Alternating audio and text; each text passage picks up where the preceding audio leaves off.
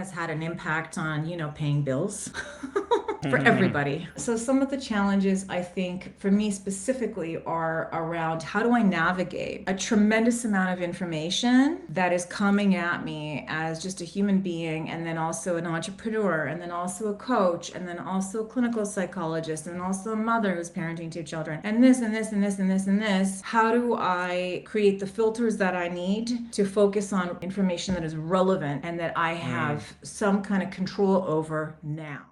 Welcome to Career Coaching Secrets, the podcast where we talk with successful career coaches on how they built their success and the hard lessons they learned along the way.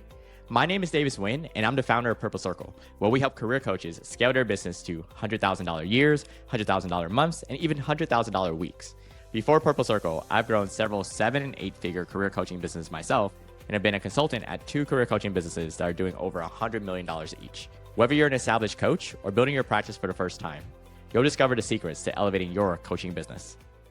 Welcome to Career Coaching Secrets Podcast. I'm Pedro, and today's guest is Dr. Tatijana Busic, a clinical and organization psychologist with over 15 years of experience helping people navigate stress, trauma, leadership, and change. She works at the intersection of psychology, science, and business, supporting clients who are ready to go deep and do meaningful work. Through Busic Psychology and Consulting, she blends evidence-based therapy, coaching, and leadership development to help people heal from burnout, build emotional intelligence, and lead with integrity in a complex world. Welcome to the show, Tatijana. Hi, Pedro. Thank you. All right. So let's rewind a bit, the origin story. Every coach has that moment where they look at their life and say, yeah, I guess this is what I'm doing now, right? So when was that for you? I would say it happened organically over a period of time. So it wasn't sort of an aha moment one day, but through my work as a researcher and then a clinical psychologist, for quite some time I was working with people one-on-one in the mental health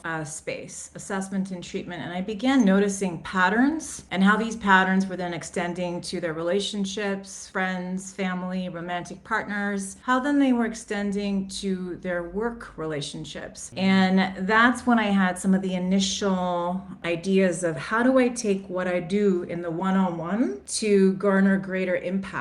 And then the organization became that space. Coaching became the bridge of clinical to organization. Yes. That's interesting. The flow was very natural, right? There's no aha moment. We don't shift like that and now I'm a coach, but that's very interesting. And you don't. Yeah. And when did it shift from, I'm helping people to actually I'm building a real business around this now? That I know this is not, you don't wake up one day and it happens, but sometimes we see actually this is happening. So when was that for you? I think that part of being an academic for so long, there's also a real entrepreneurial spirit to academia because you're doing so much work alone, running these big, dissertations and things like that. So I think that probably for quite some time, understanding the importance of structure. You can have a bunch of great ideas and want to help people, but if you don't have the structure to execute and implement in a long-term sustainable way, then a great idea stay being great ideas and you help a few people. So I think that in year 3, 4, post-graduation of the PhD and then all these licenses and things like that, I came to realize that I needed to ramp up my structure. And that's when the business, I was like, what is a business really?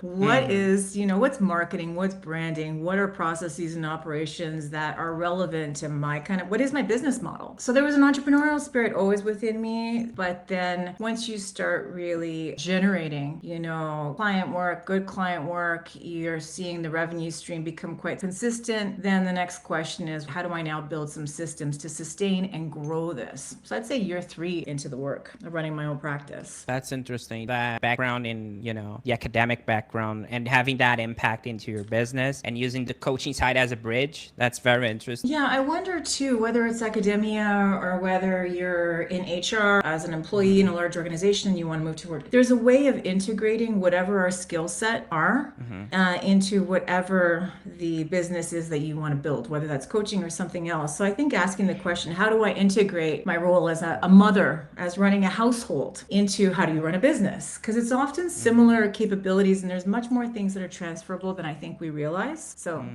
yeah. Nice. So after you integrated that, right, and you filled in that gap, after you're rolling, who were the people that kept showing up? The ones you realized, okay, these are my people. So in terms of what they do I'm mostly in the organizational leadership space. So a lot of executives, high performing leaders who carry tremendous complexity with respect to the organizations, cultures, mandates, budgets, very diversified, complicated portfolios, healthcare, tech, banking and finance, have very high functioning, high performing individuals with tremendous responsibility who are kind of hiding the psychological distress. Oh, interesting. It sounds like you already kind of have that dialed in. It was more like using that bridge, the coaching bridge, because you already have that audience, the idea of who you're really impacting, right? Okay. I mean, that's the coaching side. Yeah. I mean, it's interesting. The reason I ask this is because we see coaches sometimes, and this is go for our audience, is that they are unsure of who are they serving, right? Because they start helping here and there, and then sometimes they have that, actually, these are my people. But it's interesting that you already kind of had that, right? So you just use that bridge to connect. And that yes, absolutely. And that question was a really frustrating one for me for a long time. Well, who is your demographic? Who do you serve? And I was like, I don't know. I serve everybody who's a good fit.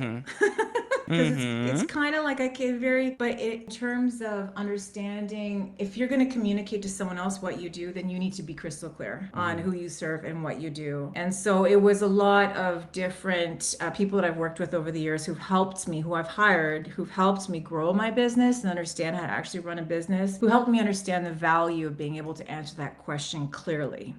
Right. Yeah. Sounds about right. That's the reason I asked that. That makes sense. And okay, like I said, that's the coaching side, right? Now let's talk about the beast that you had to handle after, getting to the business side. Oh, the structure, the systems, and all of that. So I want to talk about specifically about the marketing aspect. Nobody escapes from marketing, right? So how do people usually find you? So up until now, I think it was 2019 when I opened my doors fully in my business, not working for anyone but myself. 2019 till now has been pretty much entirely word of mouth. And now I'm not saying that's the best way, but that's what's gotten me here. So in terms of how I get my business, now it's the next kind of phase of my own growth. And it's word of mouth, but now to scale in the way that I want, I do need to expand my marketing strategy. And that's probably one of the biggest challenges. And have you tried to figure out something on your own on how to reach people? How does that play out? Yeah, I mean, I've got some profiles out there. I've done several interviews like this. I do talks. I do some public speaking. And pretty much each time I do a keynote or some sort of a talk at an organization for maybe Mental Health Month or something about, emotional intelligence and leadership and business, etc., I usually get a few clients from gigs like that. But those gigs are incredibly time consuming, and you have a business to run on a day-to-day basis, pay bills, all that kind of stuff. So I'm at the stage where I'm really figuring it out, and I've experimented with a few different models, but social media is building and expanding, and a lot of public speaking right now. That's interesting because we see different strategies from all over the coaching space, right? And that's one of the biggest questions we get from our audience. And all right, I got it. So go ahead. So I'm really good at understanding sort of the philosophy of things, people, culture, all this kind of stuff, but then translating that into concrete marketing strategies, that's the challenge. And it's hard to find a professional who understands your vision and builds the strategy in accordance with that vision. But the core of my philosophy is it's all about relationships. If you have a positive impact on people and you do good work and people want to see you again, word spreads. And so if that's on social platforms, your current clients, etc., this tends to be at the heart, I think, of what I believe over an effective marketing strategy. Okay, that's it. Just want to share that. Sure, that makes sense. It's like finding your own voice, through marketing, because it's not that simple, and that resonates with a lot of people. That makes a lot of sense. And I want to talk business for a second, Sure. Let's say people find you, they resonate with your work, and eventually they want to know what working with you actually looks like, right? So everyone builds their coaching business a bit differently. So when someone actually becomes a client, and you mentioned your one-on-ones, for example, what does that experience look like right now? Do you have group coaching? Do you have a program based? How does that work? Yeah, so various different service streams. One of them is one-on-one coaching, in which I would meet with an individual leader, and the first 3 to 6 sessions happens, there would be some, an initial getting to know each other process, assessment process, goal setting process, information and data gathering process, either from their organization as well as personal aspects of what they're struggling with. That would be the one-on-one coaching. And usually this is a very long-term relationship. I tend to work with people over years, and many of them are quite senior, although I seem to be getting a following with emerging leaders. So that's an interesting niche market that I might be exploring what they need and what's going on for them. But I tend to be with the senior level ones right now who have another 5-10 years until they might retire, then move into consulting, etc. So they're not looking for a revolving door relationship. They want a long-term one. So I tend to work very closely with people over long-term in the one-on-one. I also piloted a group program for senior leaders who are men in Toronto, and that was a success. This was last year, and it was a hybrid program of personal work and professional coaching in one, and it was an 8-week program. And so I will be relaunching that again in 2026. And then the other way of working with me is team development and coaching, in which I work with small cohorts. Yeah. Okay. I mean, that's interesting. Your work seems pretty hands-on, right? One-on-one. And the follow-up question is, how do you think about capacity so you don't stretch yourself too thin, right? I'm definitely very mindful of capacity, and that's been probably one of the single most top challenges. So I tend to plan my calendar 6 months in 6-month intervals. So now I know what I'm doing January until June. Okay. Yeah. I mean, one thing every coach wrestles with at some point is pricing, right? And how to package their work. How do you think, and obviously we don't go about hard numbers here, but it's more about the structures. How do you think about it today? And were there any lessons along the way that shaped how you landed there? Because you have one-on-ones, you have the group, the group coach. How do you think about that, and what have you learned with it? So that is a really tricky one for a lot of people, and pricing integrity is very important because word does spread fast, especially when your referral base is so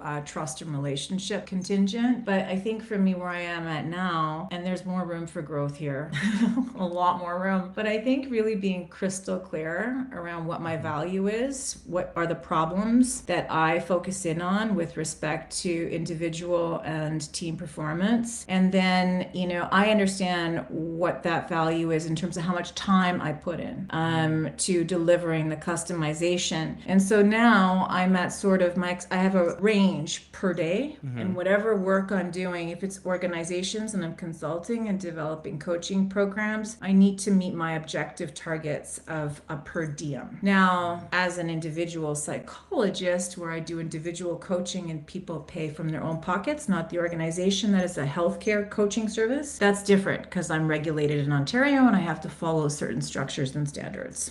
Yeah. Nice. I mean, that's a solid look into how you approach pricing and structure. I believe hard lessons were learned along the way with every coach. It has been, right? Yes. So you're not treated as like commodity, right? They're not comparing your hourly or something like that, or even a program. So that's an interesting point for our audience also. Now, I'm curious about where you're taking all this. You mentioned you want to grow or to expand to be able to impact more people. So looking ahead, where do you see the business going? Are you thinking about scaling, hiring, or is that the next step you're excited about?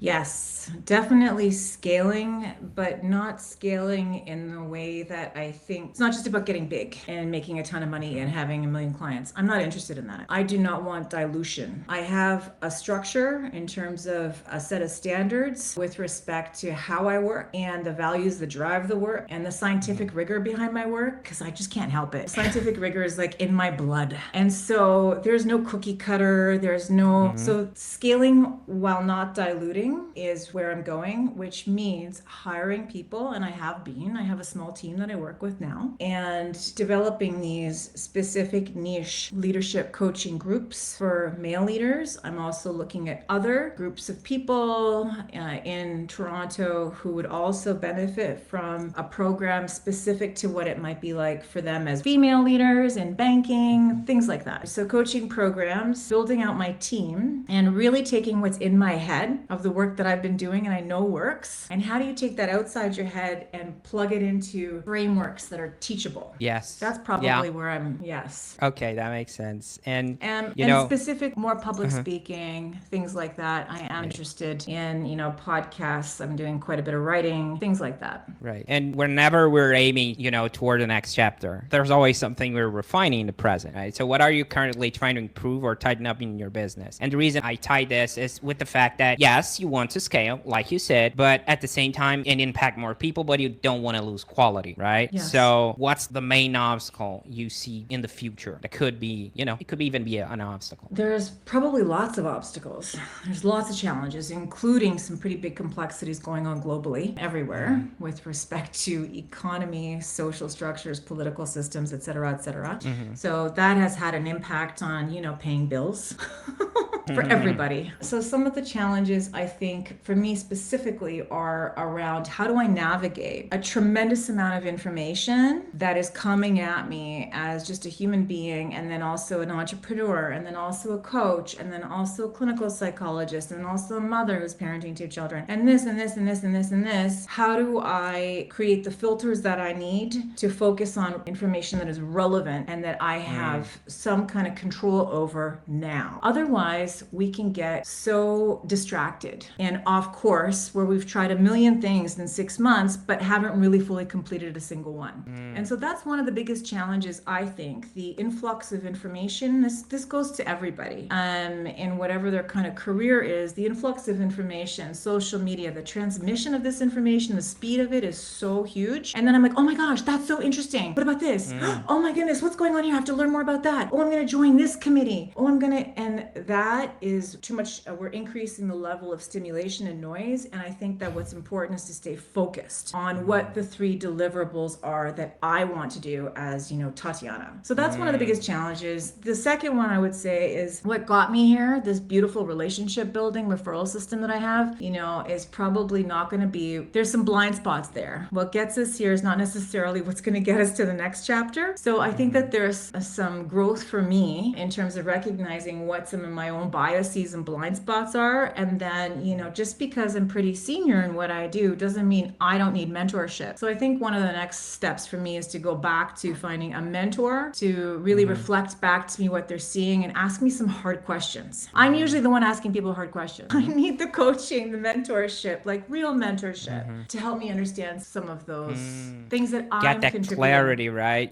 That really resonates with me because I also have a brother who is a PhD and he is also a business owner, right? So I see the struggle with him. Reason for, because the academic background makes him so curious. So he needs to dive in. He needs to, analyze everything. But you don't have the time in the business to do that. So you need to make decisions and you don't have 2 years to elaborate a paper and interview 100 plus people and make a decision, right? So sometimes it's a struggle. I see on him. I'm not sure if that's happening with you, but I see that a lot with him. Is that something that resonates with you? Absolutely. I have been given this feedback from, I worked as in-house consultant for a year after graduation, and one of my leaders who I was reporting to said, hey, look, you need to leave the academic at school. Yeah. And they were an academic. They were also an academic. And I was like, oh, right. And so how do you switch different internal capabilities? Well, sometimes we do need to sit down and saturate the information and spend hours and hours and days understanding. And then sometimes we need to switch and go to, this or that. How do you do that switching and not get stuck in any, but my most very comfortable place for me is, deep thought work. Like your brother. Yes. Yeah. Yeah. Okay. I want to switch gears for a second, okay? Sure. Do something a bit more fun. Not that this was not fun. Okay. Play a game if you're down for it. A You game? down? Okay, Yeah, this wasn't quick in game. my pre-recording. Okay, go for it. Let's do it. Okay. We look at this through the lens of business investments, okay? Things Sure. like coaching, training, marketing team, masterminds, you name it. So it's simple, okay? I'll give you 4 prompts and you tell me the first thing that comes to mind. If there's a story behind it, even better, okay? So what's the first business investment you remember making in the coaching space, okay? Oh my God, there's several of them. What the first? Just on top of mind. Go with the top of mind. A really great laptop. Like setting up a deluxe office for myself, which may not be deluxe to you or somebody else, Right. but it is to me. And so setting up my space where I could really, it's my space, I would say is the first, yes. Got it. Okay. The most recent one you made. The hiring of marketing experts Okay. to take over stuff that I'm interested in learning everything, but I can't. And so to take over, I really respect acknowledging my own limitations and letting other people do the work that I'm not skilled at. So hiring, marketing, and admin, game changer. Interesting. Yeah. Okay. And what's the best financial business investment you have made and why? People that I work with, the people I've hired, they are the best investment that I have made. The time to cultivate those relationships, I literally work with stars Nice. Okay. who all have Last the one. credentials and skills and all that stuff too. Yeah. Okay. Okay, last one. Last one. What's one investment you wish you could get your money back on? No need to throw out names. Just we can see if people resonate with what you're, the audience, and what could be something I that. can't say it's an investment of time over. I've gotten hooked on some pretty awesome ideas, and I have lost time on maybe being afraid, because this is the truth probably. This is probably an aspect of many aspects, one of many aspects of a truth for me, but just being a little bit like, can I do this by myself? And then looking for other people to partner with, and then spending, a year, 2, 4 months. This is over the course of 15 years, not necessarily recent, where I think if I can go back, having looked at face some of my fears directly, but some time has been lost puttering around without just like, no, you're a founder, you're an entrepreneur, you're a businesswoman. So it's not exactly a specific investment. It's the thought process behind it that could be revamped. Let's put it this way. I think so. Maybe this goes back Kinda. to being aware of the biases that we hold, and then how we contribute to some of our own ceilings in terms of growth. And so I can't say, I got this product and did this and that was the worst investment, because I don't know, those are all like learning experiences, and that's just the part of one of the, costs of doing business. But I think for me, it's kind of getting a little bit over some of the fears of stepping into what it is that I do and kind of owning that. And so I could have started a few more projects and endeavors earlier on in my career. So looking back now, yeah. It answers a lot, because especially in today's world, the attention span is so hard. We're always looking at the next butterfly. Oh, a butterfly, that type of mentality. Oh, something new, a new tool, because we're bombarded with so much information, right? So we're trying to compare and try to make a decision. So that perfectly aligns. It makes a lot of sense. So looking at those, looking back at that, how has your approach to investing in the business changed over the years, if it has? I've become probably a lot more liberal with spending financial, like the actual capital, to what I need. So in terms of a nice office, in terms of the tech, in terms of the learning, in terms of there's some financial loss that might be incurred by kind of slowing down a little bit and taking the time to create the things in your operations and admins of day to day. That's changed. Yeah, we're always in constant change, and I love that. I love the thought process behind it, trying to improve the continuous improvement, the academic background versus the business currently going. That's... And sorry, just another thought in terms of one of the, not regrets, but things that have cost me time, is trying to cater to every client. So I have an organization come to me and they have like the money, they have the budget, they have the this, and sort of, oh my gosh, that sounds really interesting. Well, that sounds really interesting. And it truly is. But I cannot deliver 10 different large scale projects per year. And so now I think I have, done that before, and the amount of mental labor that goes into the customization at that level. So now I have narrowed it down to the 3 things that I do, and I only do those 3 things. We can tweak, but I don't play in that playground. I'm going to refer you to my colleague who does. This is my playground here. Right. So that has been a game changer for me, because when I know that these are the 3 things that I do, it's simple to say no and refer people. And that's also part of marketing, because you build your name and reputation and demonstrate your integrity through some of those conversations. So that's my last thought on that question. Okay. I love that. That goes back to that question. Not that I'm going to do it again. It's like, these are my people. This is how I run things. I'm not trying to, cover the entire world and trying to help everyone, because just not doable, right? So we need to understand our limitations. That makes a lot of sense. And if someone is listening and wants to connect with you, Dr. Tatijana, or follow your work, where can people find you and connect with you? So my website is Tatijana, Tatijana Busic, like music with a B, .com. And the links to all my social socials are on my website. Okay. I mean, there were a few things you shared today that really stuck with me. The academic background, and it sounds like that built your thought process for so long, and then you had to make it shift, right? Yes. And another thing that I would like to pinpoint is the fact that you used coaching as a bridge from your psychology background, and then you understood that, hey, this is the next step. This is something I can do. And it's really meaningful to hear that type of story. It's not that usual. That's so interesting. So I appreciate what you do, and I appreciate you being here, okay, and sharing so openly today. It was great having you, okay? Oh, thank you so much, Pedro. I really enjoyed our conversation too. Thank you for the opportunity. That's it for this episode of Career Coaching Secrets. If you enjoyed this conversation, you can subscribe on YouTube, Spotify, Apple Podcasts, or wherever you're listening to this episode to catch future episodes. This podcast was brought to you by Purple Circle, where we help career coaches scale their business to $100,000 years, $100,000 months, or even $100,000 weeks, all without burning out and making sure that you're making the impact and having the life that you want. To learn more about our community and how we can help you, visit joinpurplecircle.com.